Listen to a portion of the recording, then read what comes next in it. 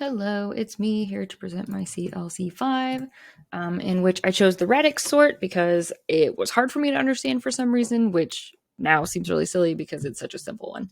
So again, what's the Radix sort? I know we covered this in our discussion, but I wanted to kind of go over it again really quickly. It's a linear sorting algorithm that sorts elements by processing them digit by digit. So it actually goes from the ones, it looks at the ones place, then the tens place, then the hundreds place, and sorts them accordingly.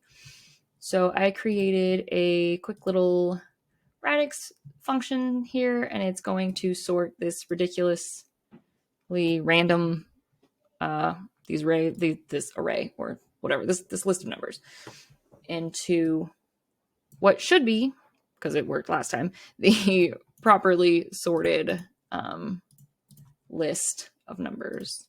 So it does work. It goes through one digit at a time, and it compares the numbers together, and then it moves it to a new position based on what it finds.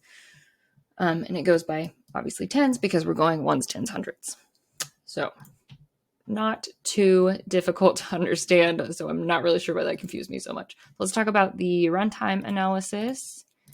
So the time and complexity of the Radix sort is often looked at as ONK, where N is the number of elements, so the number in the list, which in our case I think was like 8, and then K is the number of digits in the largest number within the array.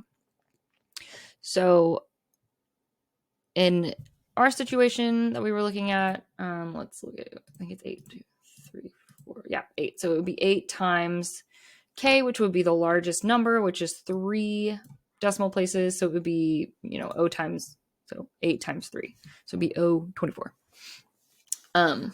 Unlike a comparison-based sorting algorithms, which have a best case time complexity of O(n) log n, Radix doesn't compare elements. Instead, it sorts based on individual digit values. So it's almost like a divide and conquer algorithm, because it's like, oh, let me do all the ones and then all the tens and whatever.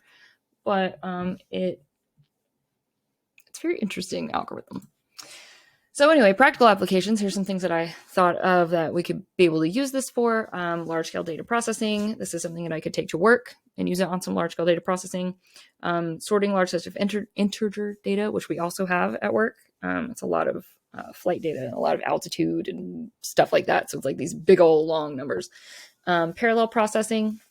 Because each digit can be sorted independently of others, Radix sort can be parallelized. So that's something that I've also been working on learning to implement at work, is how to run multiple processes at the same time. And I feel like this could be implemented to make sorting even faster, because you can run it in parallel with a lot of other things. So thanks.